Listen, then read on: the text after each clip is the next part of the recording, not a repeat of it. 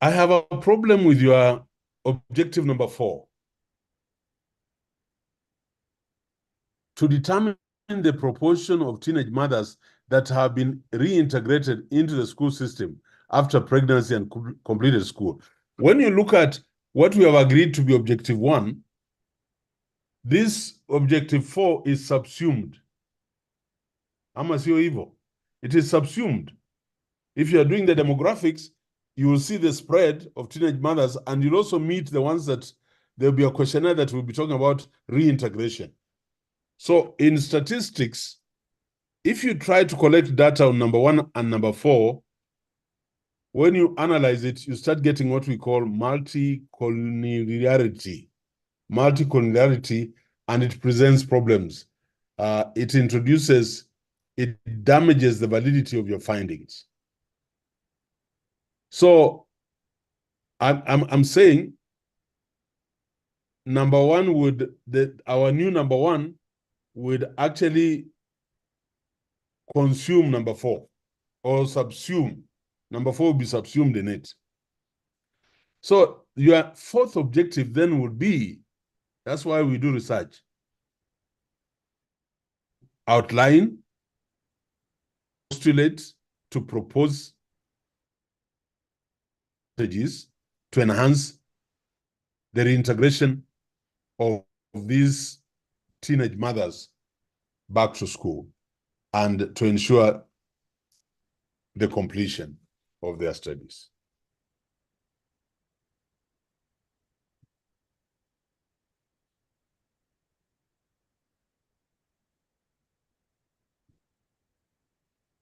I want Eugene, can you type the new objectives and post them now? Just okay.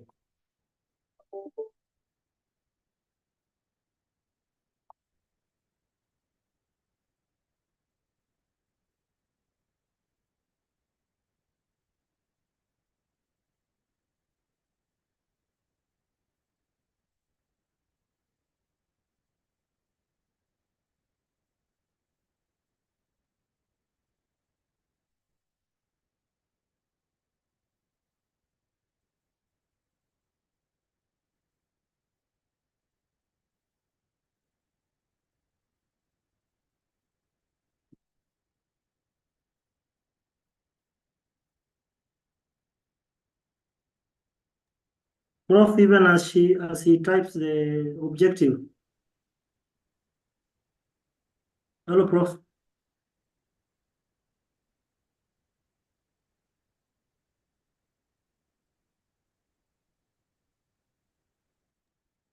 Prof is muted. I don't know whether he's speaking, but he's muted. Okay, something I wanted to inquire, but it's okay. When he comes back, I will inquire from him. It's okay. It's okay. I was getting some information. Go ahead. Prof, have we helped him to reduce the number of the words in the topic, sir? Yeah, I've already indicated to him what I would like him to do. And even as he does and you know, yes, Prof. Yeah, you know, what am I saying? This is a master's class, and some of these tasks I'm giving them, I want to see their level of comprehension. Have they caught what I'm saying? I'm not going to write it out. I have just told him the role of school leadership is actually school leadership. Because that's what you're looking for. I thought so. Yeah. Okay. And he doesn't have to write, but I want to see whether he has caught the essence. Yeah. So the first one, establish the prevalence of teenage pregnancies and reintegration, because we have said that. No, number 4 is not what I said. I said number 1 subsumes number 4. So you are going to establish the prevalence of teenage pregnancies and the success rate of reintegration, so that it is one objective. And you can now have a questionnaire with those items. Yes. And then evaluate the implementation of the policies. Very good. Establish the resources being deployed. Yes, establish. Are there? Is there a budget? Is there no budget? And then the last one is we are now going to propose. We are going to suggest. We are going to postulate on strategies that will enhance the reabsorption of teenage mothers and their subsequent completion.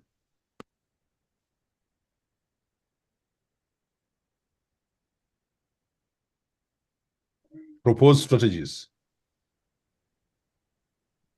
for enhanced reintegration and completion. Very good. Okay. So that's your objective number 4. Can I have some reactions to this? First of all, from Eugene. Eugene, how do you feel about this? Just a few comments I've said. I feel very encouraged, Prof, in terms of, yes, it was a skeleton, but it's becoming more clearer in terms of what is expected. And the feedback is really helpful because as one is doing this, you're always wondering, am I on course? Am I on track? Yeah.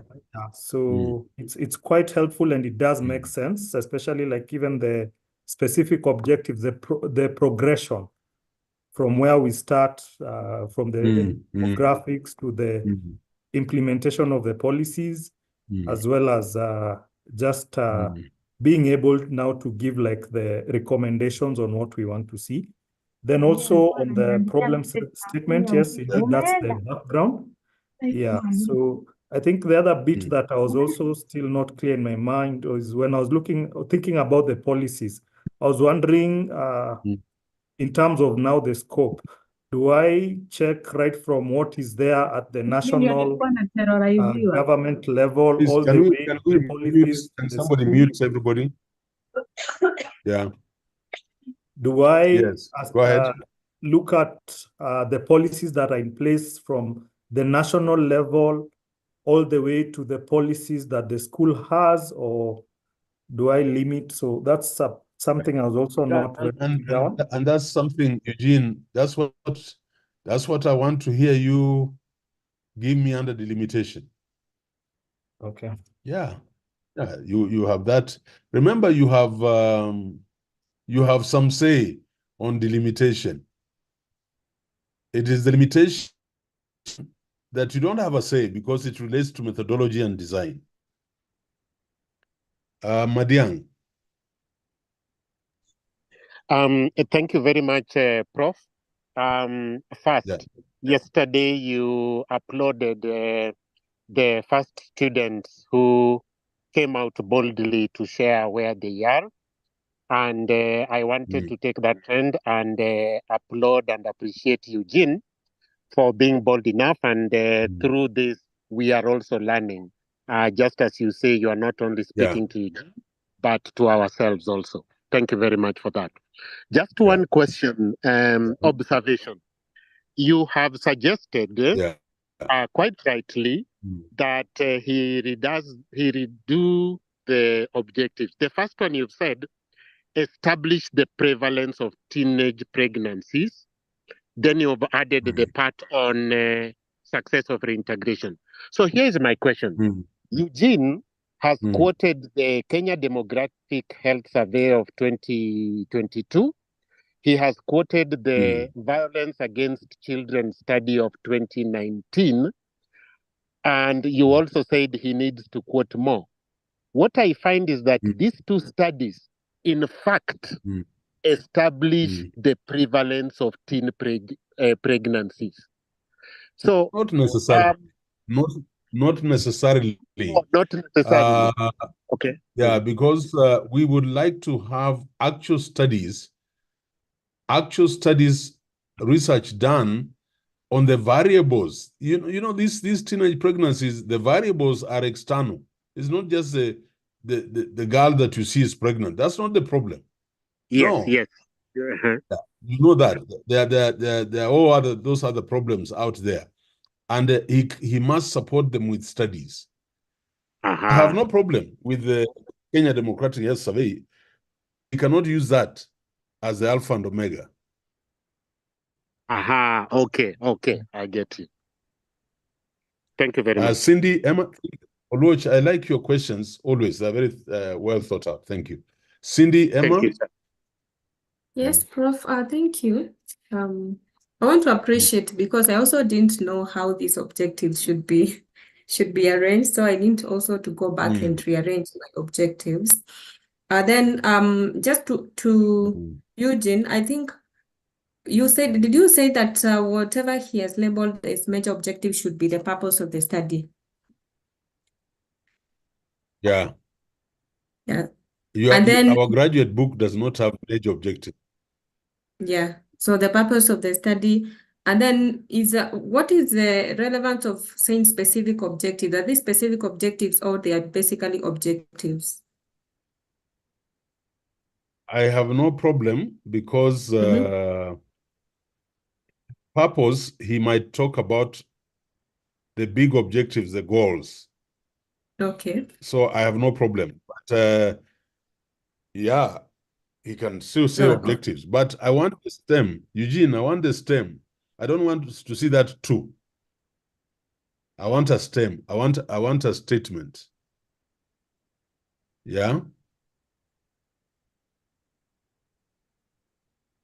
So the objectives of the study are intended to, for example, that is the STEM. Yeah. Yeah. Very good. Thank you, so Prof. you also, thank you, Cindy. You also show your examiner or those of us reading that you have a clean mind, that your mastery of language is at another level. Eugene, you're not going to keep saying true. And then some of you, I should never see, you see, like now, I would have issues with Eugene with objective 1 and objective 3. I would have problems. I call that overuse. So Eugene, can you highlight this word establish and go to, no, just establish and go to thesaurus or synonym.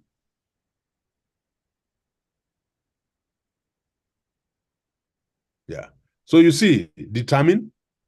Hey, umeenda wapi? You are there already. Sorry. Highlight that word establish. Where's your cursor? Highlight it The again. end of the screen. No. Scroll Okay. up. Yeah. Let me Can stick to you the highlight synonyms. that? Let me stick to the synonyms. Yeah, go to synonym. Okay. So go to determine. Go to determine and enter.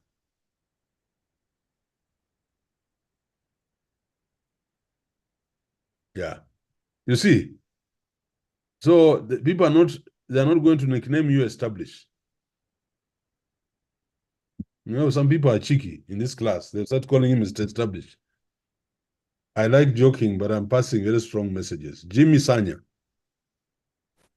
Thank you, Prof. I would like to know, is there a specific number of objectives that need to be stated? Or Not what at all. determines the number?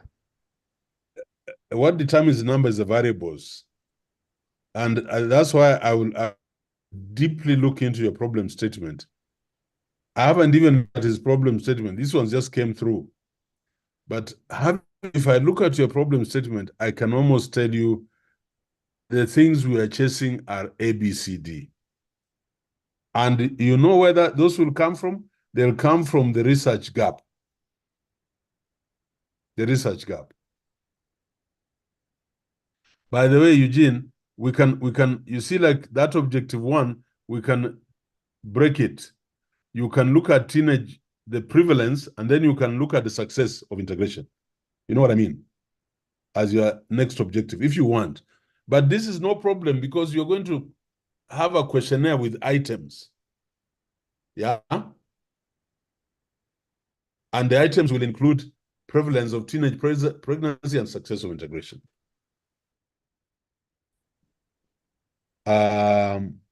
Sanya, had you asked? Okay, Nyabera. Thank you, Prof. Okay, Just a quick one. Sorry. Yeah. Okay, I'm the one who has just asked this question. Prof, thank you. Okay. I'm answered. Sam Nyabera. Yeah. Thank you, Professor, for this opportunity. I wanted to thank you, first of all, for using Eugene's piece of work as a case study, because as you are making comments, I'm also looking at what I had done and readjusting them accordingly. I was just wondering, is there need to order the objectives? I don't know how best to ask this question. Should the objectives follow any particular order, or can they just be, listed at random? No,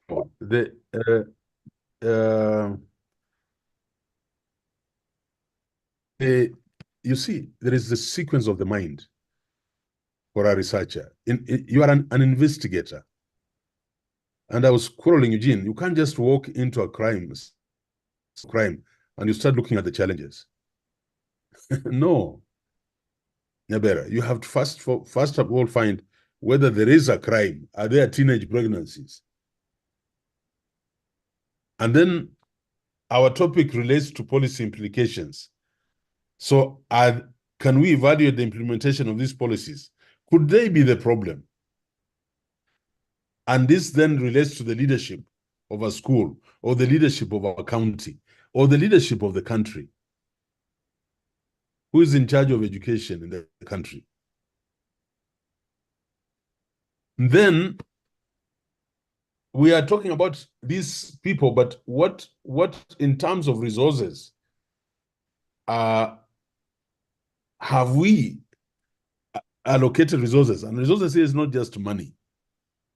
If you read the literature around teenage pregnancies, there are support systems, which I would like Eugene to bring out from studies, support systems that are already validated if you want to support teenage mothers. And then because this is research, I keep arguing people, we are not doing research just for the sake of it. You must also have the courage to tell us, how would you mitigate this situation? How would you enhance the reintegration? So, can I talk about sequential?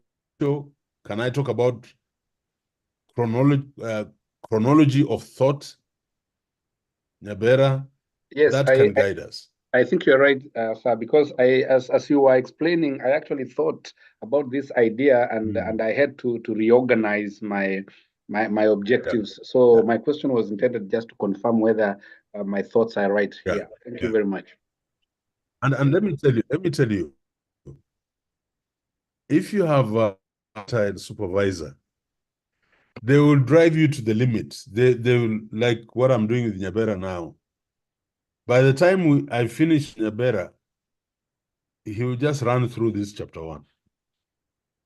It just goes there. But if you don't work with your supervisor such that you are prepared for constant changes right from the topic into these objectives. By the way, when we go with you to start doing the tools in chapter 3, I'll start to change some of these objectives. Yes, I'll start to say, but let's expand that objective. Let us rephrase it this way. And the more you do that, the more you become a researcher. You sharpen your mind and your skills in doing your proposal. And that's how you'll win those proposals that we're talking about. Apart from getting your master's or your PhD, that's how you'll win your fundable proposals from those people who want you to do research for them. All right, any other, Cindy? Yes? Yes, Prof, I think you can help me get out of the dilemma. Based on objective 3, determine the resources being deployed to support teenage mothers in completing school. Does indeed bring a bit of ambiguity, or our objectives not supposed to be specific? Because when you talk about determining the resources, are you looking at the resources which are already in place, or you want to propose? I mean, I don't understand objective number 3, because I'm also looking at my objectives so that I can refine them. Yeah, first of all, my mind is very clear that Eugene is going to do a sectional study. He's going to walk into a situation, walk out. He's not going to do a longitudinal study. So when he walks into a place, he'll ask what support systems exist, resources for these mothers. Like, is there a supply of milk for the babies? Is there a room for baby care? Are they getting guidance and counseling to avoid stigmatization? He's going to determine the resources as they exist. He walks in and walks out. He's not going to sit in that situation. So I am confident that we will get valid responses here, and we shall analyze them. And those responses will help us in number 4. Yeah. Paul Amata. Yes, Prof. Good evening. Good evening. I want to appreciate we can call it scaffolding, and I'm really learning. Now Yes. On objective number 2, I'm wondering, is he going to evaluate the existing policies or just the policies intended to support the integration of teenage mothers? He's not going to evaluate the policies. He's going to evaluate the implementation. Yeah, that's what I'm saying. Evaluate the implementation of existing policies, or just the policies intended to support the integration of the existing policies. But that's not for me to answer. That is up to Eugene to scope. Okay. You know what I mean? That's why I was telling you, delimitation. I want to see a very rich narrative under delimitation in your chapter 1 that convinces me that you have deep insights into what you want to study. And I like the question you've just asked. Are they existing policies or just policies? So that will tell me the depth of engagement of the researcher. Thank you. Yeah, very good. That's a very good question. Yeah. Is there anybody else who would like to be circumcised?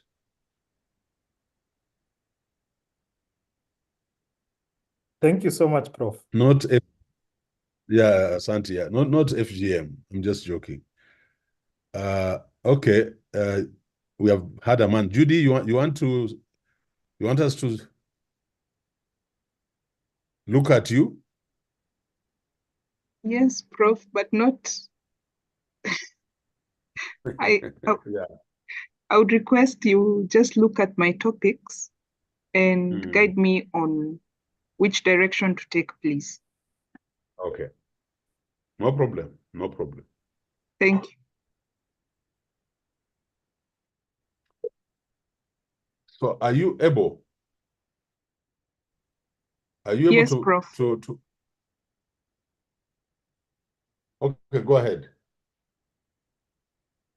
Just a minute. I can hear a phone.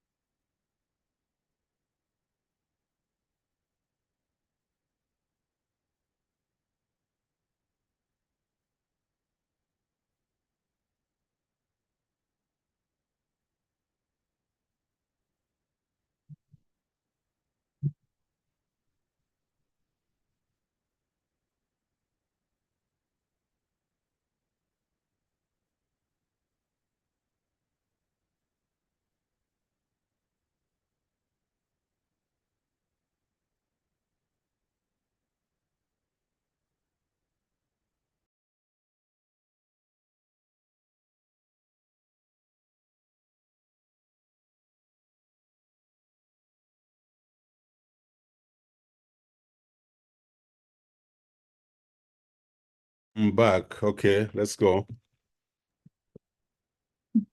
First of Thank all, you, I want to let the class know I am out in Western. I'm in Kakamega for the funeral of Dr. Chakaba, and people have sniffed and they know I am at Golf Hotel in Kakamega. So they have started calling, finding out. So I was telling people, no. I'm not seeing anybody because I have no free evening. I'm in class. Yeah. Okay, let's go. Prof. I had two topics. Mm. And the first one was exploring the challenges faced by learners during the pilot implementation of a new educational system, a case of the CBC in Kenya. Mm. And the background was about the introduction. No, let us just look at the topic. Let's pause on the topic.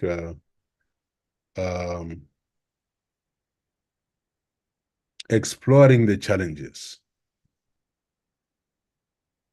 Why are you, what does this mean, exploring, in your mind? What does it suggest to you? Or do you know the implications? Okay, Prof, I was thinking about the learners. I was coming from the learner's perspective of being put through a new educational system and how they would adjust, how they are adjusting. I'm saying something. During the pilot implementation, I'm just posing questions, then we will dismantle this topic. During the pilot, is this the pilot? This is the rollout. The pilot, I had the privilege to do to evaluate the pilot study, or the pilot of the CBC then. So this is not a pilot. This is a rollout. So I want to be sure. Are you talking about the study I did about pilot, evaluating the pilot and telling the government, please don't start grade 1 to 4. You don't have the money. You need 360 billion Kenya shillings. Start in pre-primary 1. Then go slowly as we build the capacity and the infrastructure. But it became political. That's why Waziri Amina lost her portfolio. So that's not the pilot. So we must be very clear. And then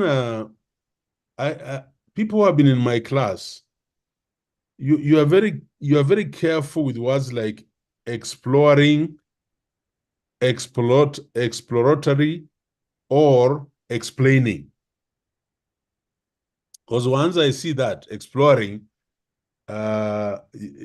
it seems you are designed to be qualitative. And I don't know whether at this stage you can decide whether you're going to be qualitative or quantitative, but I have no problem. But I hope you know when I see exploring, you are sitting in the space of qualitative design. And then sometimes it's not the challenges, but what are we looking at? What are we looking at here? What exactly do you want to find out? And then after saying during the pilot implementation of a new education system, as if this is a universal thing, you now that come and say a case of the competence-based curriculum in Kenya.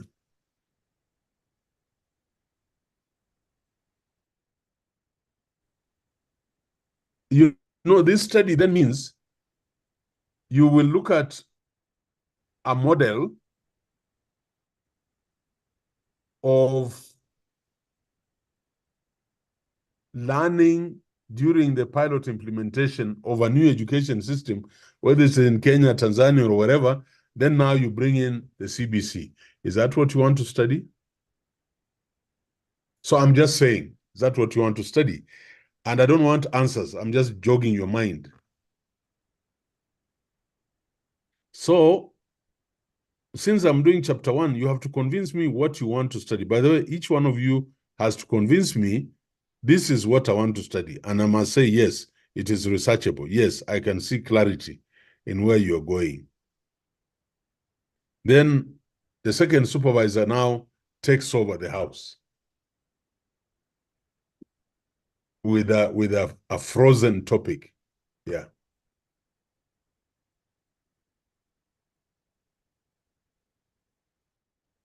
Okay, thank you, Prof. I'm still listening to you. Yeah, I'm still listening. So, Yes. so you see, I want us and you to think through this topic. And I want to ask you separately, what is your point of pain? What is intriguing you? What is frustrating you? What is causing tension in your system around CBC or around reforms in the education system? Once we get that right, then we sharpen the topic. Then we can go to the background.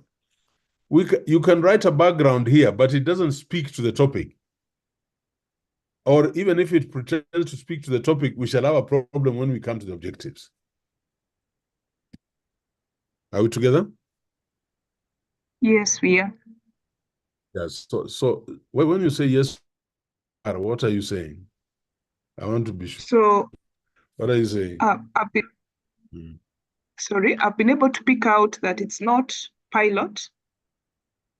On this research, it would be the rolling out. And I think what is also causing me tension is that I remembered how the 844 curriculum was rolled out and what the learners had to adapt to. And I'm looking at the CBC and what learners are now having to adapt to. So I think that's my cause of agony or cause of tension. And this was one topic. Yeah. So this was one topic that I thought, this was one topic I had thought I could delve into. And I think maybe we shouldn't go down into the background, but maybe look at the second topic and help me determine which of the two would best come out. And and Judy, I like that attitude. You are at a point of disequilibrium. All of you, by the way, most of you, until your topic is sieved and thought to be stable to move on, you are at a point of disequilibrium. So you must bring out, like now, when you tell me you have now seen putting there pilot implementation is outrageous. You've seen it, not because I'm saying it, you're seeing it. And then you're also saying your point of constant pain, your point of dissatisfaction, your point of a very deep disquiet about this education system tells you want to look at how CBC was implemented based on what we saw with 8.4. So yeah, I'd like to see everyone reason. And I'm not talking to Judy, yes. Okay, scroll to the next one. Okay.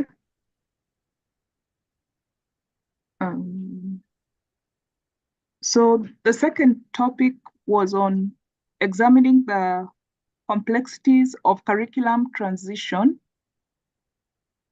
an investigation into the hurdles encountered. Maybe with just a minute. I want to answer Susan. Okay. Is there a difference between a master's and a PhD topic? Of course not. There's no topic that sings I am PhD. or I am masters. No, it is the depth of engagement. Yeah. Is it, I can teach nuclear physics to my grandson in grade 7, in grade 8 in Nairobi Primary. But I can also teach nuclear physics to somebody at high school and also somebody doing a PhD. Yeah, so it is the depth of engagement. Prof, yeah. just on the same note,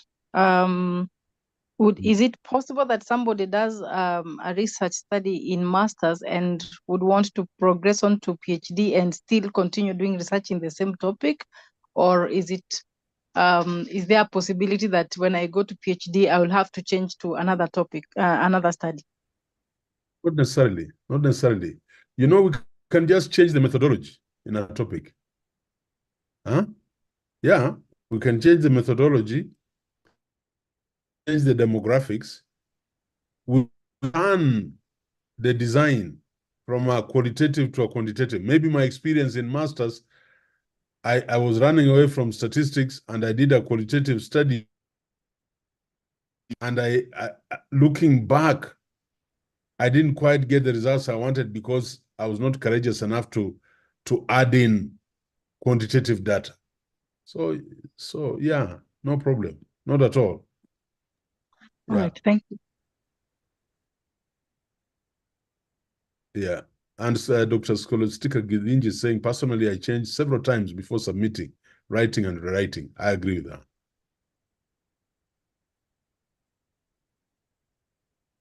Okay. Somebody says, Helen Nyawira says, Prof, I would be glad to hear a PhD topic from one of the PhD students on board from Dr. Ayaki's class. That's why we are here. But now I'll listen to Judy. Judy, go ahead, sorry. Okay, thank you, Prof. The second topic is on examining the complexities of curriculum and pedagogy transition. And it's an investigation into the hurdles that really teachers encounter when they're introducing the competence-based curriculum in Kenya. Yeah. Examining, why are you predicting complexities? And just listen to me. I have seen something researchable. You see, an investigation into the hurdles encountered with introduction of curriculum-based. If you had said this, investigation into the pedagogical hurdles, it covers everything of the competence-based curriculum in Kenya. So you are looking at pedagogy, a total shift. Yeah. So for me, what would this be? My independent variable would be the pedagogical approaches. And my dependent variable would be effective implementation of CBC. So an investigation into the pedagogical, you want to call them hurdles, please check this out, get some synonyms. I don't like that word. If you check, if you highlight that, yeah. What are some of the synonyms on this? Can you check it out for me? Okay, Prof. You go happy. Synonyms. Tizioni? Ndio hizo. You see hurdles. You see why I'm very uncomfortable. Yes. Unaona why I'm uncomfortable? Yes. Yeah. So lazima tutafute something else, huh? Okay. Yeah. But there's a very rich study here, Judy. A very, very rich study that we can bring out. And we have had those hurdles, pedagogical, teachers projects, case studies, teachers being moved from the center of the classroom to the side of the classroom. Huh? Very interesting. And what has happened? Are we relapsing back into the teaching we knew? Yes. Because the last I heard about this was that now exams will be 70%. Did you hear something like that? Yes. I figured like 70%. Yeah, exams. So we are going back. So I would be very excited. People who are in curriculum, I don't know, Susan, I don't know if Susan is on call and the others. This would be an interesting area. But Susan and the curriculums will try to sharpen the topic for you before we hand over the student to you. Thank you, Prof. Judy, if I were you, and thank God I'm not, I don't know how to write a thesis now. I thank God I'm not any of you. And Caroline.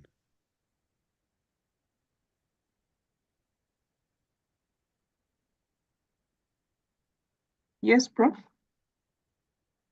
Yeah, your hand is up or not up? Okay, Prof, this is, I can work with this topic too.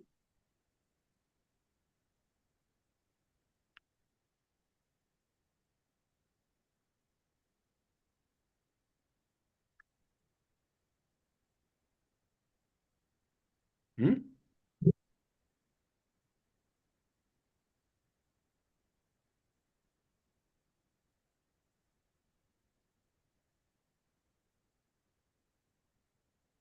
I can't hear you.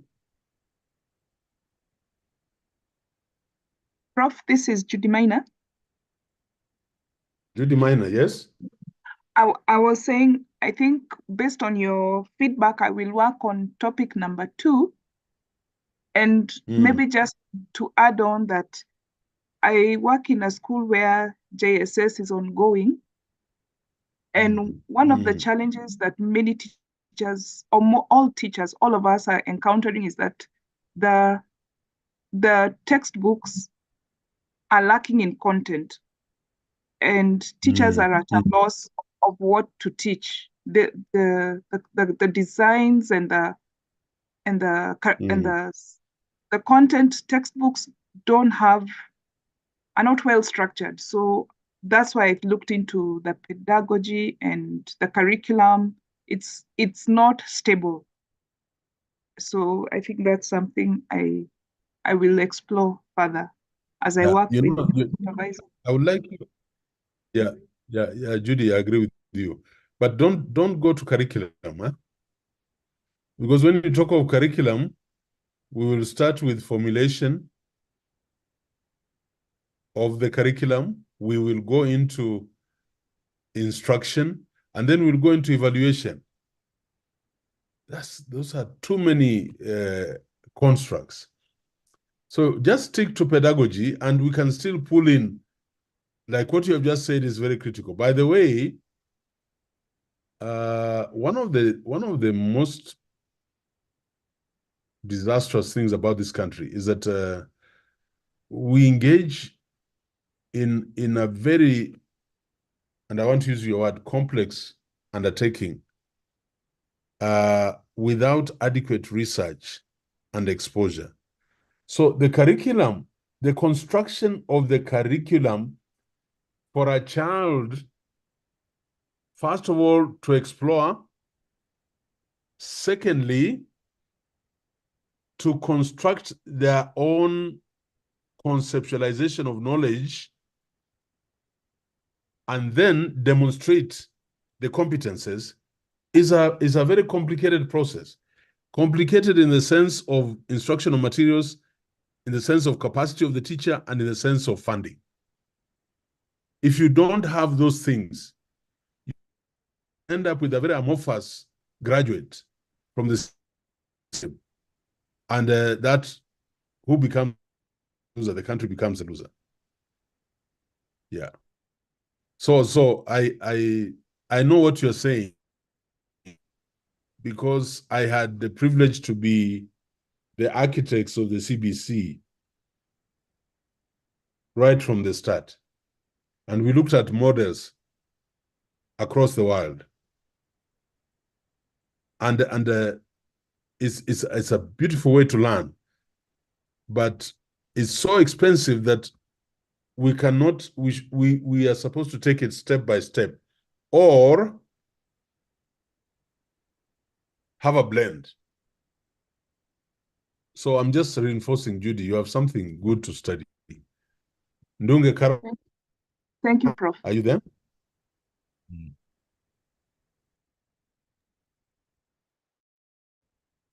Ndunge is not there.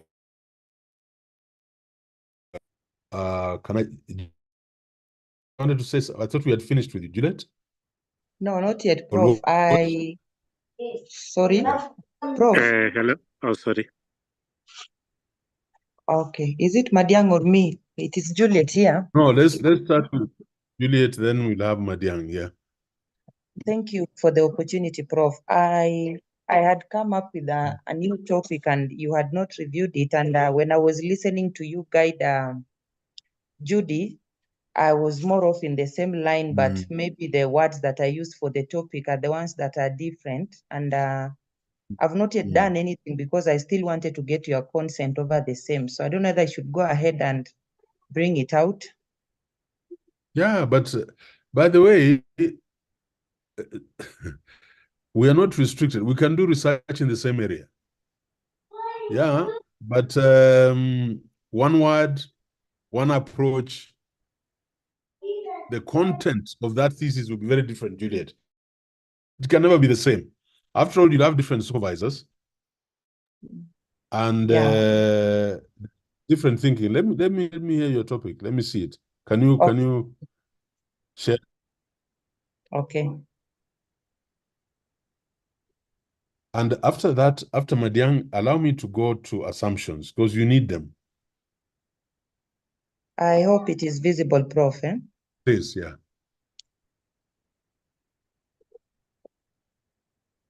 I read. No, I've read. Okay, thank you.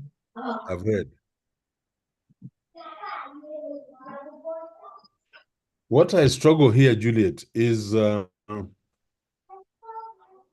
you see, teacher preparedness, and listen to me carefully. Yeah. It's to competency in teaching. Yeah? Yes. Just a sharp topic like teacher preparedness of JSS in Kenya. These other things of competency in multidisciplinary teaching, we shall find it in there, right? But your teacher preparedness is about the competency to handle multidisciplinary teaching. So when you are doing your delimitation, when you are doing your limitation, when you are doing your rationale, when we are now looking at the literature review, we shall give descriptives around competency in multidisciplinary teaching, and then call it one of the aspects of teacher preparedness. Yes? Okay. So I'm just saying our topic doesn't have to look complicated. It can look simple, but we'll have such valuable engagements, theoretical positions, and findings at the end of our study. So you see, this is 1, 2, 3, 4, 5, 6, 7, 8, 9, 10, 11, 12, 13, 14, 15, 16. If we cut this out, it becomes a very sharp topic. And the rest, we shall talk about it. Okay. But you see, this is nowhere near Judy's topic.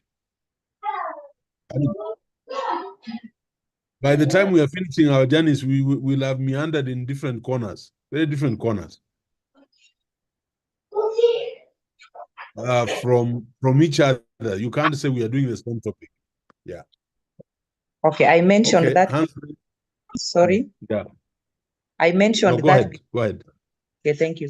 I mentioned that because I was looking at the instructional method they are using in the schools, especially in the JSS. Yeah, lack of the instructional tools like books to guide them, lack of books to guide them. Secondly, even the exams to be given, because I've been interacting with a number of teachers who are my friend in JSS. It's like you are teaching, you are specialized in a certain 2 subject areas, but you are forced to teach others that you don't have knowledge in. And so you realize, for instance, you are given business because there is no specific curriculum for the same. One teacher in this primary school will be teaching, in that JSS will be teaching his own content, another one in another school a different content. And even when the exams come, you realize some of the areas that come, they might have not tackled it. And so there is no uniformity in the kind of content that they are presenting there. Yeah. Okay. Very good. Madiang, Scholastica Gidinji, you can come in, please. Thank you, sir. And By the way, sorry, Madiang. By the way, I'm urging my colleagues, Dr. Givinji and all the others who are online, please just jump in. This is a congregation. This is like the Bible study at All Saints Cathedral or at CITAM or PAG Bahati. You can just jump in. Yeah. Okay, Madiang, go ahead. Yeah, thank you, sir. And I really appreciate my classmates, Judy Minor and Juliet, for their sharing. Just one thing. In both topics, or the 3 topics that they have shared, the situation of the study ends with in Kenya. In Kenya. Thank you. I am in my mind, I'm wondering later on when you take the scope to be in Kenya, will we be challenged on sampling and data collection, or will someone just do this, for example, in Kisumu, and risk if they do a qualitative one, it cannot be replicated throughout Kenya? Is there a particular standard during sampling that will make the... I hope you've got my point. Over to you. Yeah. First of all, I preach universality. In fact, to the extreme, I would not even have put there in Kenya. But you know, I've been trying to persuade you to stop Siaya sub-county. Alego Songa sub-county or Sabatia sub-county. So people who now have the courage to talk about Kenya have no problem. And we have no problem because where we are going to delimit the study to Nairobi County or to selected schools in Makadara sub-county. All those things are in Kenya. But do you see how you would attract a global audience when you're talking about CBC in Kenya at topic level? And then as they get into your study, the constructs are the same, but you have now scoped it. You have given us a demographic location where the study was done. And that's fine. That's fine. I struggle a lot because I also look at global studies, and I can give you thousands. You never see in the sub-county of Chungwai in... Are you worried about sampling? Of course you are worried. That's why you're going to scope, and you tell us why are you scoping in that count? For example, I would be interested to do JSS in a sub-county in Machakos because of the infrastructure. So I can justify my scoping. So when we say Kenya, we're not saying you're going to do that. But my PhD students who are online, please give us some national studies. Yes, and we can sample. We can sample Kenya and look at entities across the republic. Look at, we have 47 counties. If I'm doing a national study, go to Crazy model or table for sampling. It will tell you if you have 47 entities, what should be your sample? You'll find your sample is very close to 47. So doing a PhD study, they will ask you to actually maybe do data collection in 38 counties. But you know, the beauty of JSS, Nairobi alone, how many JSS classrooms will I have? No, I'm just remembering Western Province. Those days, there were 438 secondary schools. Now there are over 1,000. So if I want to sample that, you'll find I'm going to sample very few schools, statistically. So we also must open up our minds. It depends on your desire, by the way. Scholastica, come in. Thank you, Prof. Let me put my video. I'm happy to, because I had this question in mind, because a lot of us in DESTA have insisted that a study must show the CAL at the title, and I've always felt this limits generalizability, because when you've limited to a small area like Lesenyeri, and even further limiting oneself, when it can go, when it comes to publications and all that, no one will about it, because that is very limited. But when it's Kenya, the generalizability is broader, and people can seek to borrow the findings from it. So I love that. Yeah. Thank you. Thank you. Any other colleague? Somebody wants to jump in? Juliet, you have something to say? Maybe Prof, I like the approach you're doing, because as we limit the scope of the study and the title, we become so narrow to ourselves. And when you look at most journals, maybe even those from the East, Singapore, you'll never see them limiting their titles on their area of scope. But giving in general like that and then limiting inside, it makes more sense and makes it more appealing. Again, the problem arises from who taught you such methods. But I like your approach, Prof. This is one of the best approach you can ever do that work. Thank you, sir. And I'm challenging. You see, I don't know whether Boaz is on call tonight. I haven't had him. But Prof, I'm there. Prof, I'm there. I'm listening. Thank you. Yeah, like you see, like the paper you're doing, the evolution of reforms.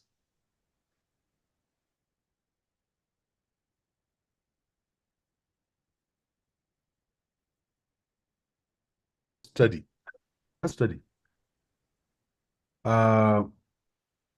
So when we publish, I'm going for a conference in South Africa or in Uganda with you, we are giving a case of, it's very different. That's what I'm trying to push. It's very different. And you then, as Gidinja said, you get global traction to your work. And people will, even the reputable journals will want to publish. Yeah. Any other comment before we move on? I'm just going to do something, one small thing. And then I will, I want to go to assumptions. Any other comment, any other feeling? That's why I was telling some of you, we need to find a day for a seminar.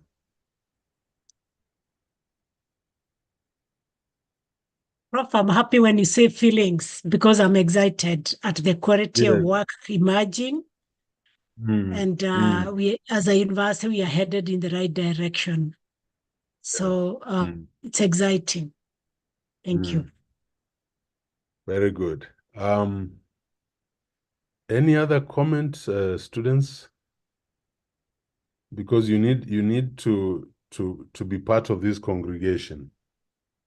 I keep using that word, sometimes jokingly. But let me show you something in a minute. Just give me a minute. Let me search for something.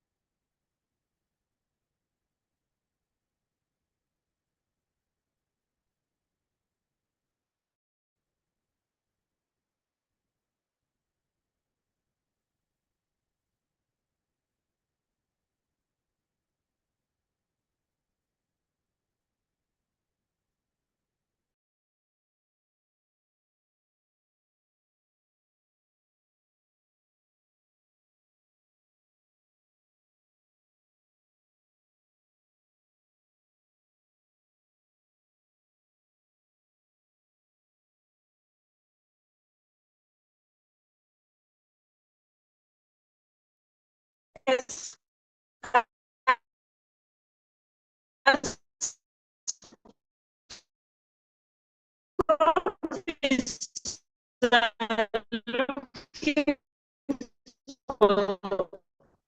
You're breaking, Daktari.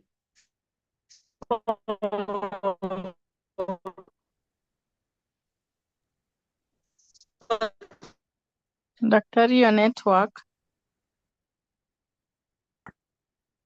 One of our PhD students was their own, I may narrow down to the specifics as we continue. I totally agree with the approach, and not just this master's class, but I think this is going to revolutionize how we also supervise, examine, and also help students do their thesis in the country.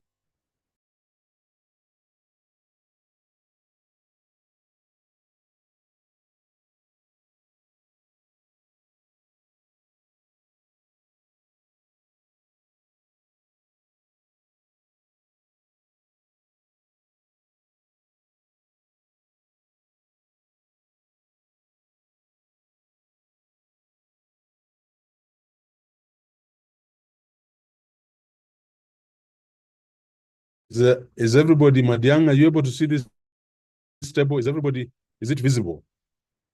Yes, it is. It is. Yeah. Yeah, it is. Prof, if you could magnify Now, it a little, some of us Yeah, may not. it's audible. You probably would need to expand it for Yes, us magnify old it. people. Madiang. Yeah. One day we will give you our ages, Prof, for you to sample. Madiang, stop unleashing generational violence on people. Actually, Boaz, the problem is not magnification, it's because the table is big. But if you're using a phone or you're zooming in of your laptop, you can try to do with your hand or you're zooming. You can zoom it. Yeah, I can't. But just this is called, note this. It's okay, thank you. I've done it. Yeah, the Krejci and Morgan 1970 sampling ratio research instrument. This is what I'm going to talk about this in chapter 3. I don't want you writing complicated statistical formulae that you don't understand to get your sample, to impress me. Then in defense, I ask you, what does the n, the small n, stand for? What does by x squared mean?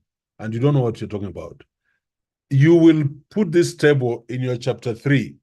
So, for example, if the number, I'm just giving an example. If the number of counties in Kenya is 45, this is 45, your sample will be 40. Yeah. But if the number of secondary schools are 1,600 in Kenya, your sample will be 310. I'm saying something. If your sample is 2,600 junior secondary schools in Kenya, you'll only sample 335. And 335 in the age of technology is very small because your instruments will be online. So this is the table we shall use to tell us how we get our sample. Some people say the 30% rule. It's wrong. It is not. It's wrong. Now look here. If you have 10, your number is 10. You have to sample 10. So there's no 30% rule there. If your number is 35, you have to sample 32.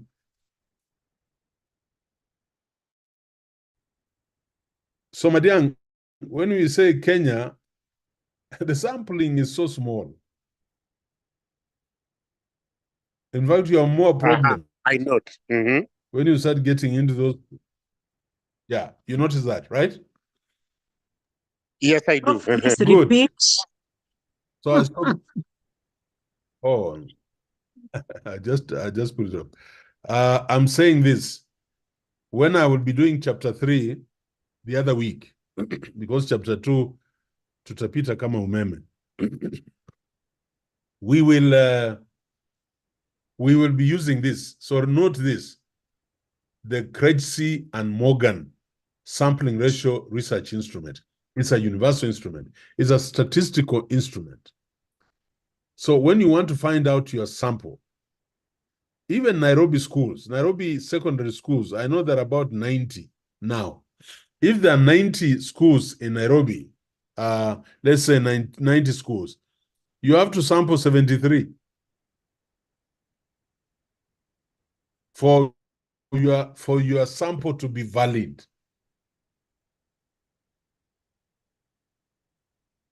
And I was trying to argue out that when people hear Kenya, they think, my God, how would you sample? It isn't what you're imagining. So if there are, for example, 1,700 schools in Kenya. No, let me say this.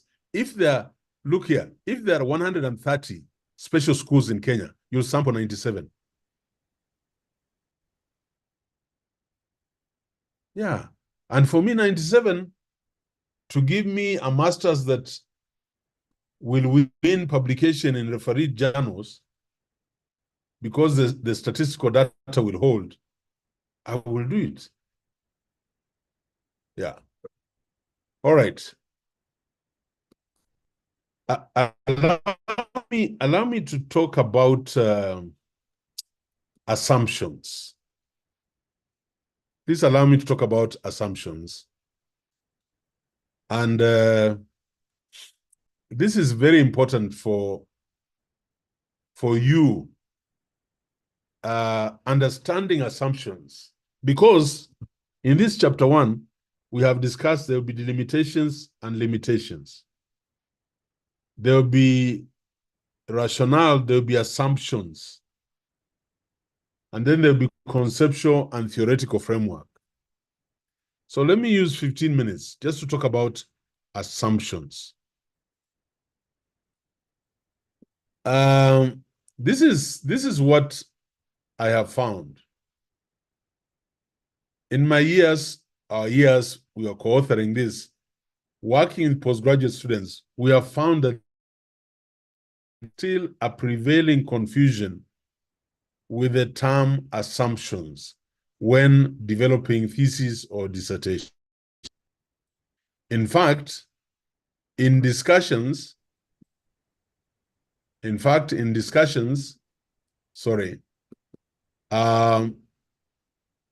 even many experienced researchers and doctoral mentors, this confusion exists. So there is a dearth of research, a dearth. What does dearth mean? Not death. Dearth of research. What does that mean? A dearth of research, shortage, scarcity, drought, famine, deficiency, absence. I like the word famine because it sits very well in the African psyche. So there's a famine of research methods, classes for postgraduate students. That means most postgraduate students, masters and PhD, hardly sit in classes where they are productively directed at understanding the concepts of research. So as we reflect on our own doctoral journey or master's journey, an in-depth discussion on the implications of assumptions on the research development process is vital for postgraduate students. At best, postgraduate students gained a background on philosophical assumptions centered on the values and belief systems of the individuals, such as those related to epistemological assumptions, which somebody was asking what the difference between a PhD and a master's. At PhD, at master's, you tell me, you talk about philosophical assumptions. You talk about positivism and constructivism and pragmatism, and you'll end there. But for a PhD, I expect them to tell me the epistemological assumptions of their study. Epistemological is the whole essence of knowledge construction. And what counts as knowledge and justified? What is knowledge and justified? So what is your epistemological assumption? Are you a positivist or are you a constructivist? So what counts as knowledge and justified? Ontological assumptions or questioning whether they are universal or multiple realities. In other words, if you are a positivist, there is one reality, one that can be measured. If you are a constructivist or an interpretivist, you have multiple realities depending on your cultural dispensation or orientation. And then there is the axiological assumptions, or the extent to which the researcher's own values and biases are known and enter the study. So when somebody talks about axiological assumptions, we're talking about you bringing in your own values and biases. So, and I'm not being, dogmatic, but a Bukusu researcher studying circumcision will carry his own biases and values. A slum dweller like me, who grew up in the slums of Kibera, and I'm studying the phenomenon of poverty, I'll carry my own values and biases. Caro will tell you, I chair an NGO called School Farms Kenya, and Caro is on the board as our secretary.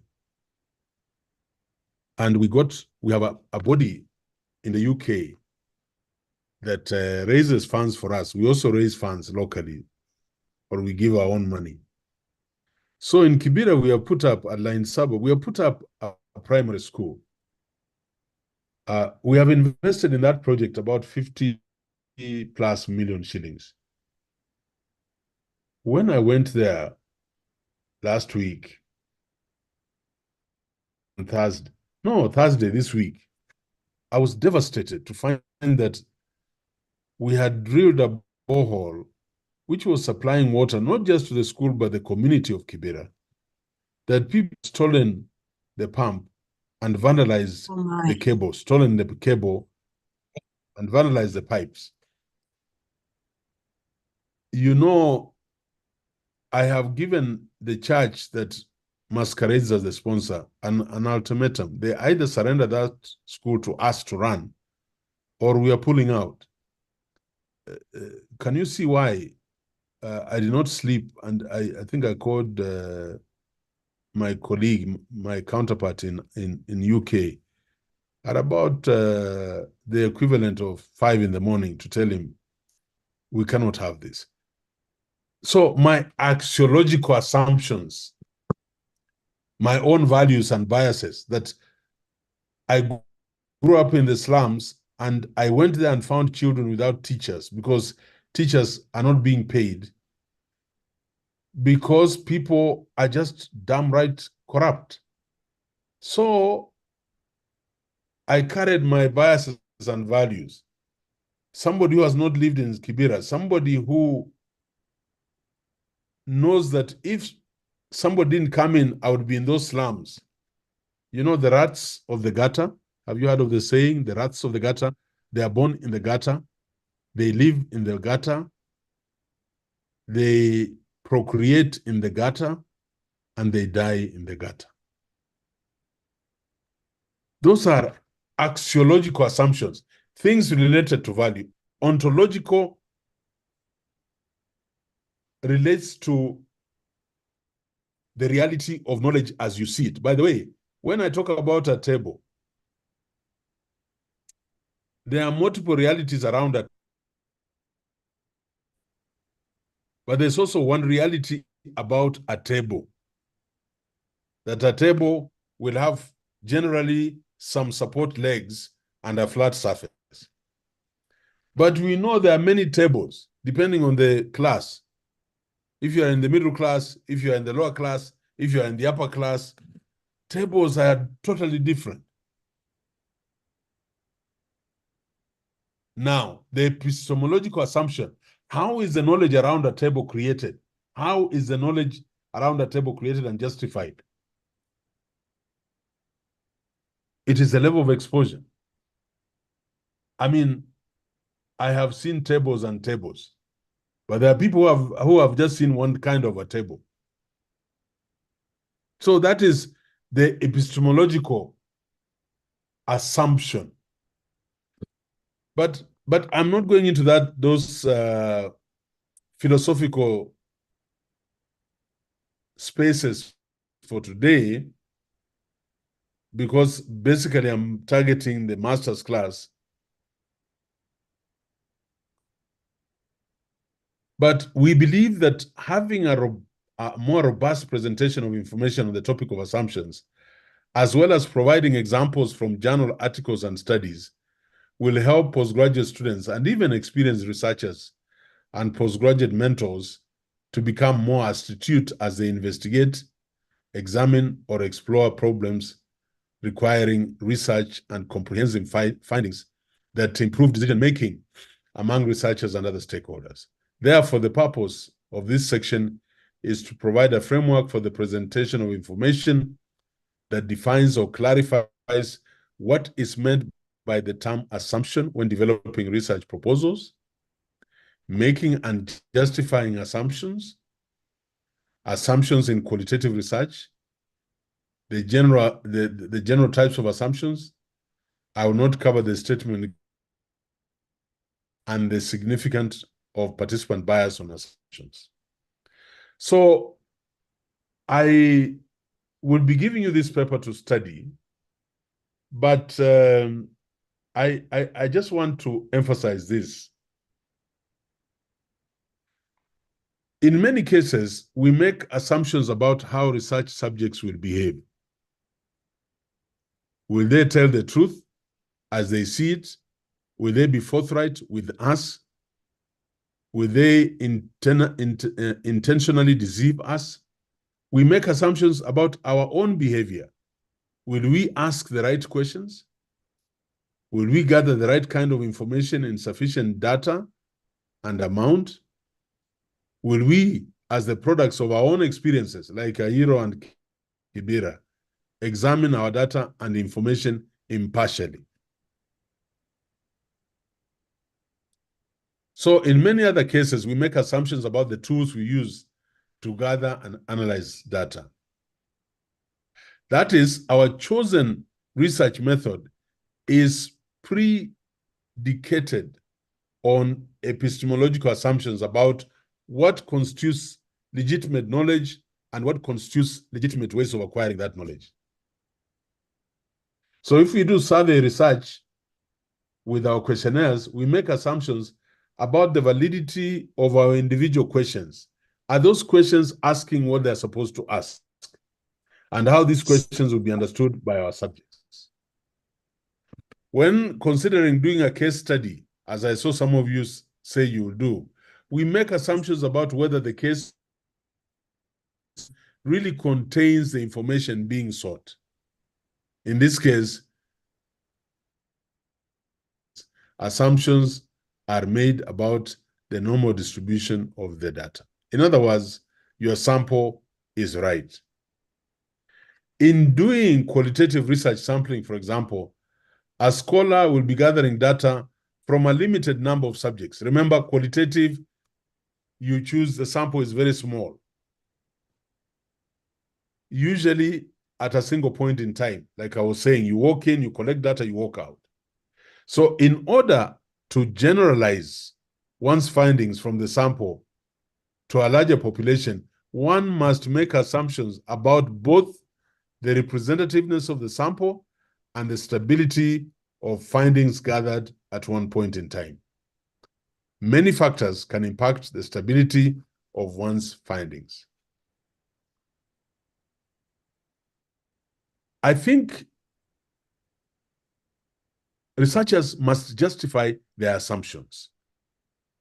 For me, that's very important. So researchers need to try and expose their assumptions and justify them. Considering their hypothesis, researchers need to write about the assumptions underlying their measures in order to tighten them into a form where they can be debated with others. And furthermore, assumptions must be included in chapter 1. So I haven't gone to give you examples, but I'm just saying, what are the assumptions when you are doing that questionnaire? What are the assumptions when you are asking those questions? Let me read this. In fact, why should I read? And I'm a father of many children.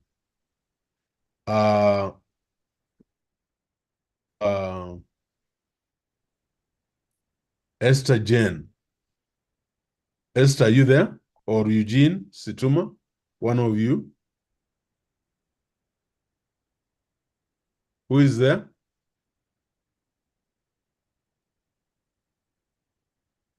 I can read, Prof, if Esther is not there. Go ahead, yeah. Assumptions are the starting point for an investigation. Can you read that for us? Assumptions are the starting point for the investigation. For the researcher, the assumptions should be viewed as the starting point for an investigation. A basic assumption or postulate is a proposition that is not testable but is accepted as true in the light of the best available evidence. This act of faith is important because without basic assumptions, each investigation would have to begin at the very earliest stage of knowledge. Hubbard, 1973. A third underlying assumption is that anything which exists must exist in some measurable quantity. These unstated and often unrecognized assumptions are in essence unprovable value judgments so basic and so universally accepted that we proceed with our research without giving them a second thought. These are the assumptions underlying research methodology: Hubbard, 1973, Osler, 1996, Pemberton, 2012. The third class of assumptions that must be made are those specific to the study at hand. Such assumptions must be clearly stated or explicitly implied. You're cutting. They may relate to the total field of inquiry on which a study rests or may pertain to a single aspect of the study. An investigator studying the effects of an exercise routine on physical fitness must assume, for example, that physical fitness is a real, identifiable entity subject to definition and measurement. Hubbard, 1973, Thompson, 1994A, Veles, 2008. Yeah. So just hold on there. You see, when we talk about physical fitness, if you're going to investigate studying the effects of an exercise routine on physical fitness,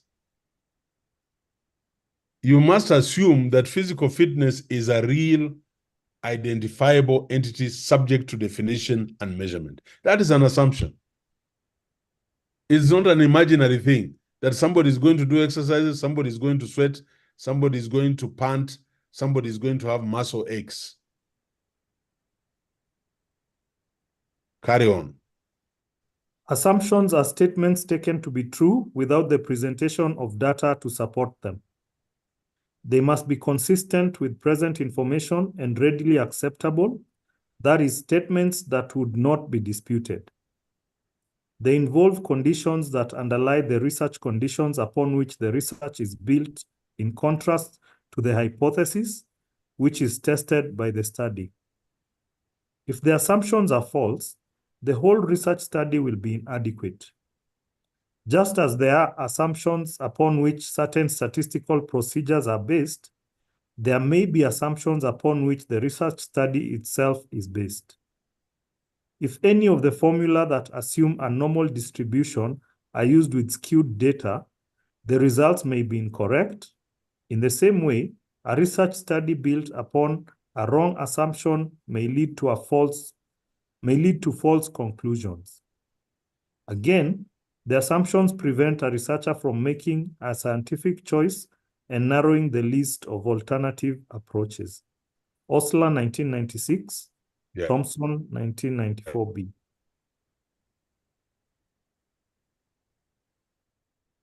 Thank you, Eugene. I would like to ask Kinyaro Ann, are you online, or Liz Mudoni, one of them?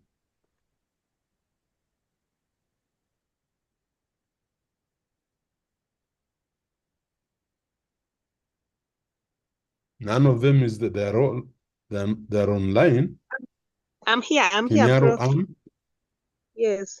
Okay, please, let's go to this section. I'll then give you a simple wrap-up of assumptions, but I want you to get through this literature. Yes. Go on. Assumptions clarify aspects of the study. When thinking of assumptions, researchers must think of them as clarity in the study, clarifying aspects of the study that are believed but cannot be proven to be true. Only include assumptions critical to the meaningfulness of the study. Describe the reasons why the assumptions were necessary for the context of the study. That is according to Lani, 2018. In the dissertation, assumptions are usually stated in this section of chapter 1. The author usually address limitations that the researcher is aware of that may affect the study, but which the researcher will not attempt to control. Happen, 2008, Baron, 2010. Assumptions may also be used to state whether or not limiting factors are likely or unlikely to affect the outcome of the study.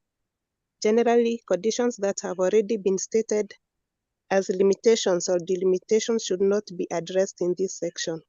For example, if respondents honestly has been listed as a possible limitation, there should not also be an assumption that respondents will answer honestly. Examples of assumptions might include the following. 1, it is assumed that during this study, participants' gender will not significantly affect their perceptions. And 2, it is assumed that all respondents will answer all survey questions honestly and to the best of their abilities. That is according to Happen 2008, Talab 2008, Samson 2010. Yeah, thank you. Thank you, Anne. Thank you. Very good reading. Colleagues, there's this temptation I've seen, and I'm pointing this out. Assumptions may also be used to state whether or not limiting factors are likely or unlikely to affect the outcome of the study. Generally, conditions that have already been stated as limitations or delimitations should not be in the assumptions section. So, for example, if respondents' honesty has been listed as a possible limitation, there should not also be an assumption that respondents will answer honestly. And I like the examples here of assumptions. It is assumed that during this study, participants' gender will not significantly affect their perceptions. So, our PhD candidate presented a paper yesterday, Desmond. I expect this to be one of your assumptions. We are assuming whether it is the bishop of Makueni, who is a man, and the bishop of Butere, who is a lady that I respect a lot, gender will not affect their perceptions about the strategic management of churches vis-a-vis the stability of societies. And 2, it is assumed that all respondents will answer all survey questions honestly and to the best of their abilities. This is a very dicey assumption. Very dicey. Me and you, just think about it. You give me an assumption that all respondents will answer all survey questions honestly and to the best of their abilities. It's very dicey. That's why after I've asked these people questions, the teachers in a school, I then go and ask the same questions to the principal and hear the answers. I then go and ask the same questions to the PTA chair and hear their answers and see whether they correlate. This is what we call triangulation. So how do I overcome this assumption? This assumption. I will have to have another cadre of respondents to triangulate the veracity of the pronouncements of these first respondents. Yeah, so that's very important. Finally, we can have Liz Mudhoni. Are you ready? Yes. Desmond, Sorry. just a minute. Desmond has his hand up. Please go ahead.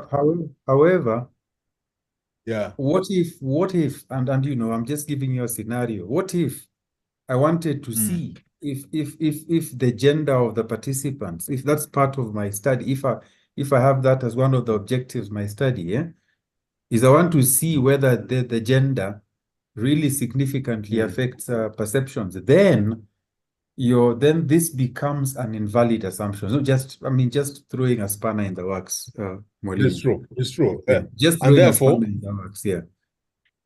Yeah. I have a question relating to the same.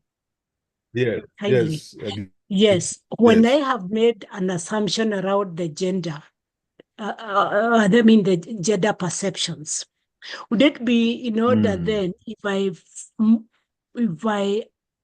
it would be logical rather to go ahead and then analyze data alongside gender, when I think it would be contradictory if I had made such an assumption that there would be no difference. Yeah. Yeah. Yeah. Thank you. By the way, I am just thinking the class. I'm provoking the thinking of the class. That's why for me, assumptions, I sit there when I'm marking your work. I want to engage. I want to see the research mind of this candidate. Are they able to bring out the assumptions very clearly? And then I'm now convincing my candidates that when we reach chapter 5, we shall re-examine the assumptions we made in chapter 1. Okay. We have now done the study. We now go to chapter 5 and say whether those assumptions are still holding or not. That's the mind of a researcher. So can we, who was it I asked to read? Can you read us this very quickly? Okay, thank you. Sorry, my network was a bit down. Yeah, let's go. Assumptions in qualitative research. Many characteristics make up the collective term of qualitative research. Methods used to specify a certain framework in which research operates, according to Walters, 2001. Considering working from this framework,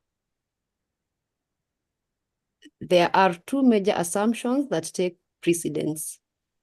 Inductive reasoning and topic specificity are the two characteristics that define qualitative research. And inductive reasoning is the epitome of qualitative research design. It's according to Rep and Galviano, 1987, Walters, 2001, Calabris, 2006. Often, researchers seek information from the data that is gathered. They do not proceed to a project looking for specific findings. According to Maxwell, 2013, qualitative research allows researchers to examine explanations and data, not to prove a self-fulfilling prophecy. Inductive reasoning looks for meaning from within the subjects. According to Rep and Galviano, 1987, Happen, 2008, Samson, 2010. Should I go on generals? Yeah. Okay, thank you. General types of assumptions. When considering the assumptions, again, the researcher should list the major assumptions underlying the study. Here are some general types of assumptions. One, general types of assumptions.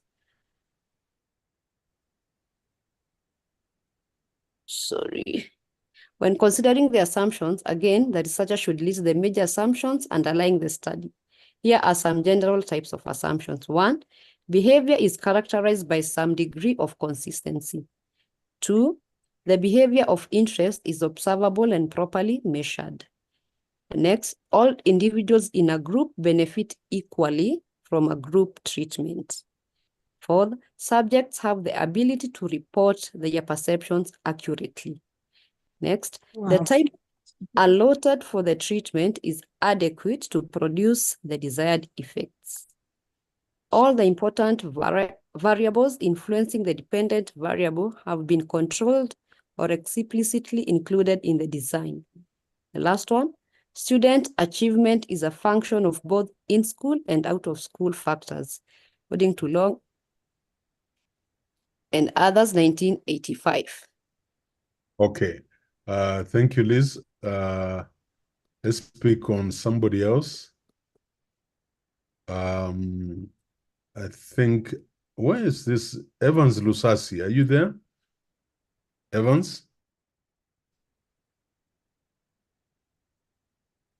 Evans Lusasi? Yes. Yeah, can you pick from here?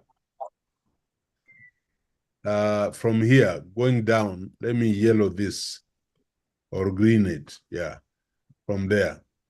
Because of time. Then I'll tell you my parting words on assumptions. Okay. Go ahead. go up a bit? Okay, thank you. For more exhaustive types of assumptions, there are many other classifications. There are generally 13 types of assumptions that researchers can make about their study.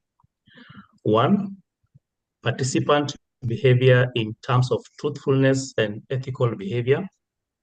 2, participants' qualification for the study. 3, participant cognitive abilities in terms of their understanding of the question being asked. 4, the tools and instruments used to collect data. 5, the researchers' beliefs they bring to the study. 6, selected statistical analysis for the study. 7, the normal distribution of the data or data.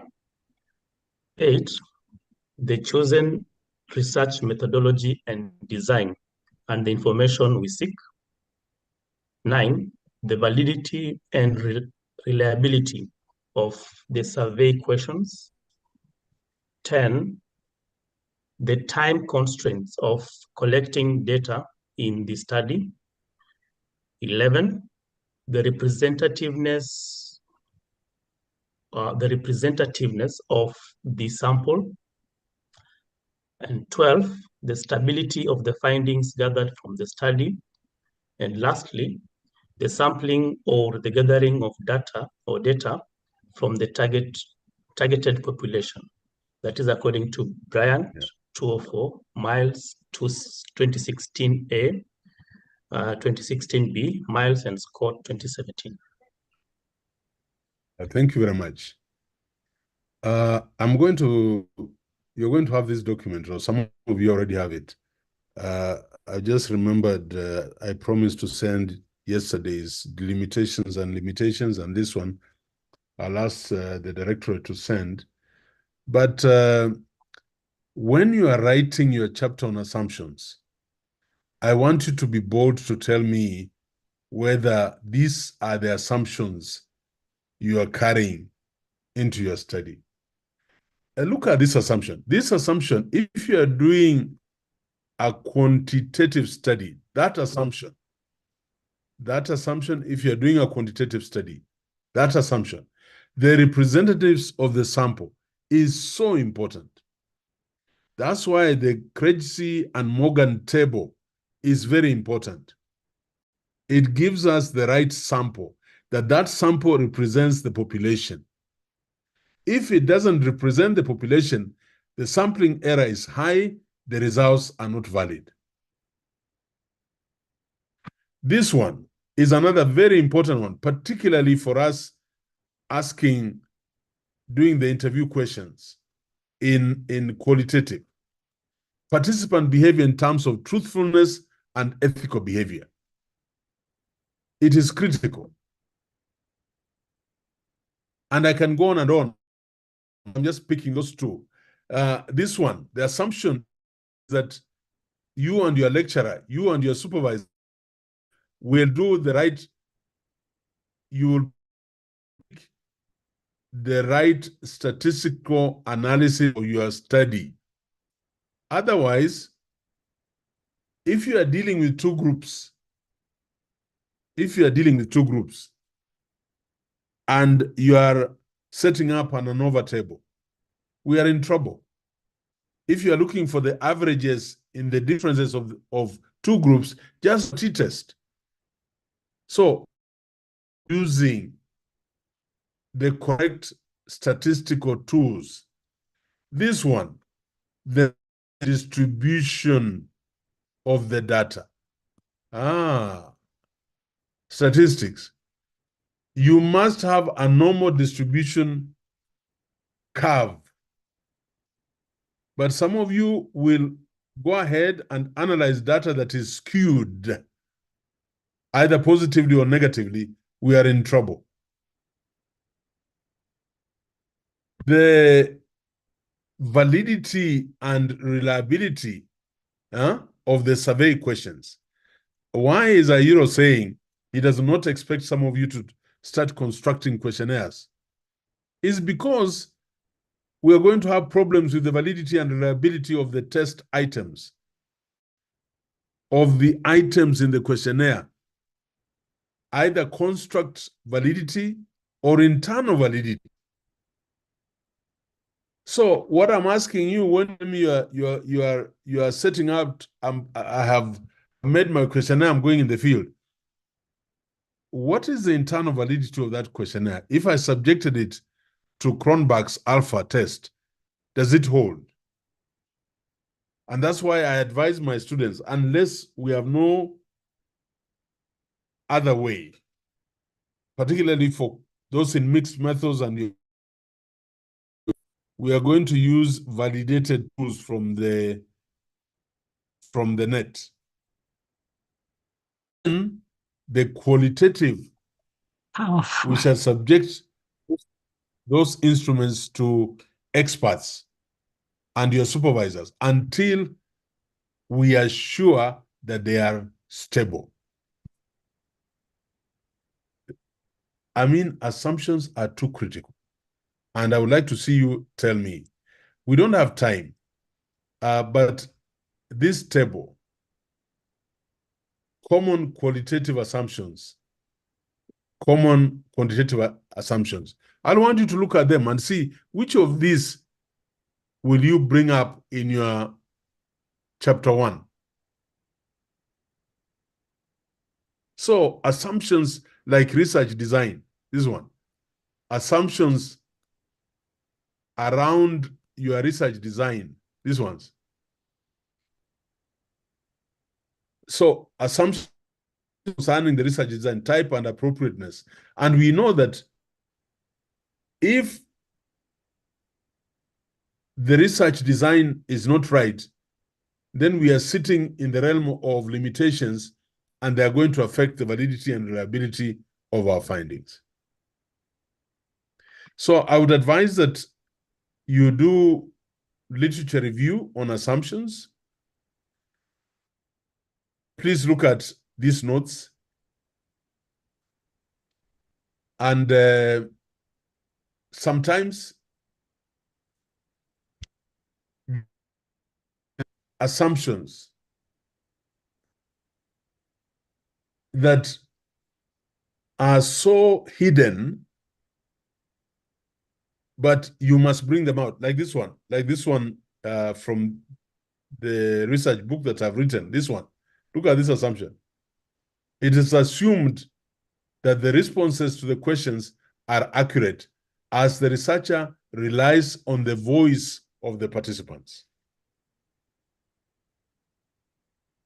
And this is a universal one, because you're going to rely on the voice of your participants or your respondents. Assumptions like this one. Those of you who are going into areas of policy analysis and strategic planning, it is assumed that the participants will have knowledge and experience here of the health field or management, and aid the researcher with understanding the problem. So sometimes you go asking questions on strategic planning and strategies, and your people have no knowledge, so they cannot even help you understand the problem.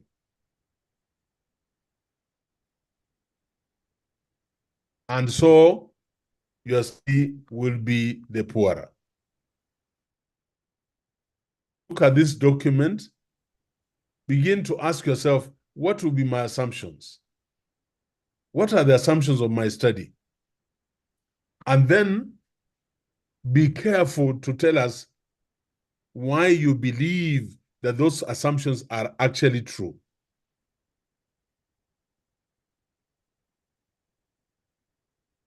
There was a very important statement that was highlighted earlier. Don't drag this one. Generally, conditions that have already been stated, these ones, as limitations or delimitations, should not be addressed as assumptions. So I'll want you to also read that section. Yes, very important. What you have listed as your limitation does not become your assumption. Then we are writing serious proposals. By the way, let me give you a hint. For the short stint I was at the World Bank before being recruited at Daystar, we were evaluating proposals. And the World Bank looks at, just narrows into your problem statement. That's what they want to see. Do you know the problem? What are the research questions or objectives? Limitations, delimitations, and assumptions. Full stop. Many proposals are dumped at that stage. It will be interesting to see how it will come out of this. So, ladies and gentlemen, I would like to encourage you to. I've seen quite a number of you have sent about proposals. I would want to promise you that I'll go through them and we'll revert back. I want to encourage the whole class to make sure that they submit something for us to look at. And then now that we have an assembly of supervisors already on this line, I would like us to help. Now, particularly your specialties, special areas. And when I start chapter 2 next week, because I'm finishing chapter 1, we'll then expect you to help your students with the literature review, give them more ideas in the area where they want to do their studies.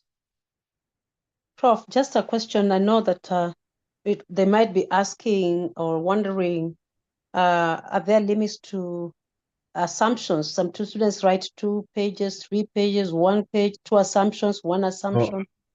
No, I'll give them, I always remember Karega Mutai, my PS. I'll give you the piece of cloth to wear. So I don't want to, I don't want to read assumptions that go beyond 1.5 pages. Double space, font 12. Wow. Wow. Yeah. Not more than 1.5 pages, whether it is a PhD or a master's. My limitations and delimitations, 1 page. Problem statement for PhD who writes 10 pages. Problem statement, never beyond 2 pages. Never. In fact, for PhD, I want to see 1 page because you're more concentrated. Masters, I can allow them to meander around to 2 pages, but not more than 2 pages. Yeah, you had mentioned that, Prof. Thanks for reaffirming it. Yes. Yeah. There is this, by the way, Madiang, I don't know that you, I keep on, did I give you that article? I said I would give everybody that article. What was that article, Madiang? I said you this article. Could you be talking about the one in which Osanya had talked about emotional intelligence? Is that the one? No, Prof. It's about the article with a bad problem statement. No, it is this one. Is this word Prof, here? I remember. Are you talking about the one that was done by the Ugandan? The one you praised a lot? Yes. Yeah. You see this word? What is it called? Parsimony. Parsimony. Look at here. These are thesaurus. Stinginess, frugality, thriftness, meanness. Yes, that is what I would like to see. I would like to see a lot of meanness when you are writing your thesis.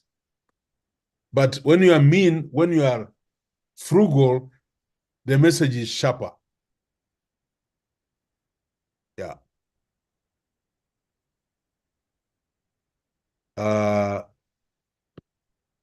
Hatutaonana kesho kwa somo la uongozi kwa sababu mazishi huko kwetu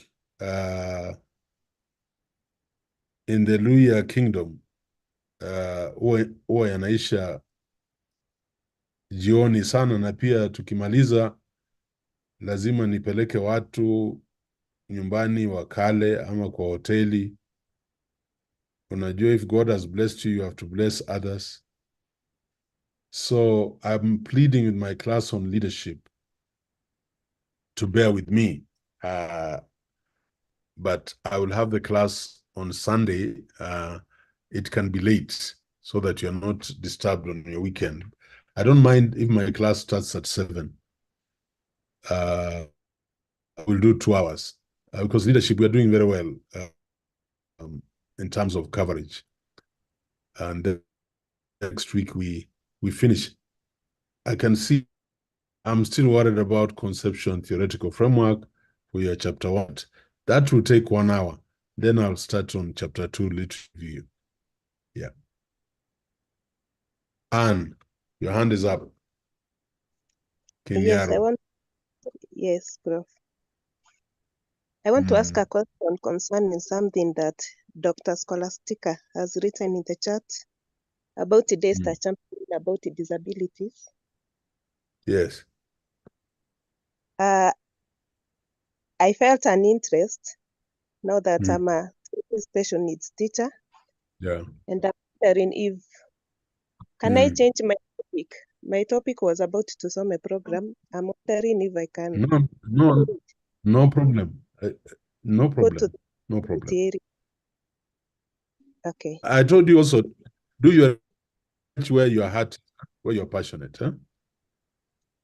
I'm feeling as if Then it will as be the hours become more and more difficult, you are okay. Yeah. Prof, I'm just also encouraging them. They need to decide and make up their minds so that they don't keep changing and changing, because when everybody starts moving and you start changing, you really lag behind. So you really have to have literally read a lot towards, and you have the problem that you've identified, and you're really sure that is a topic you really want to pursue, or the area you want to pursue because of the passion. Yeah. Okay. You know, when she says she wants to change, she knows she must be at chapter 2 next week. Yeah. So me, I have no problem. Yeah. Okay. If I All ask, right. Prof, yes. please. Yes. If I seek your advice, now that I'm trained, I have a diploma in special needs, undergraduate, I did special needs. Going to that line, will that be an advantage to me? Going to the disability. Yeah, it is. For sure. Sure. Okay. It is an advantage, but I will also want to say, having a degree, is that the motivation for that? Or is it because there's a problem? Because you see, you're doing a problem because you're passionate, and also you have identified a gap. So having a degree in clinical psychology doesn't always mean that I could have something, but my passion would be more of interest, passion, but also a gap in the area that I would like to pursue. So you have to look at, and then the field here is now leadership. How does it fit within this field? Because now, as you move towards postgraduate studies, when you are being employed, for example, to teach in a university, more concentration goes towards your master's and a PhD as your areas of strength. Okay. Let me think about it. Thank you so much. I like your perspective, Dr. Ayiro. Thank you. All right. Okay. So, ladies and gentlemen, my colleagues, faculty, the students, we need to move very fast. So I'm hoping we have two classes, Thursday, Friday. We should be able to wrap up chapter 2 on literature review, because now you'll have specialists, other supervisor to be with you. And then quickly go to chapter 3, which is generic. And let us hope that we are working towards you having something in your hands for defense once we finish the coursework. Okay, Prof, good thank you night. so much. And I know you have really had a long day, but pushing through up to 9 is equally quite something, but I think we all have benefit. Thank you so much. My pleasure. Yeah, bye-bye. Yeah.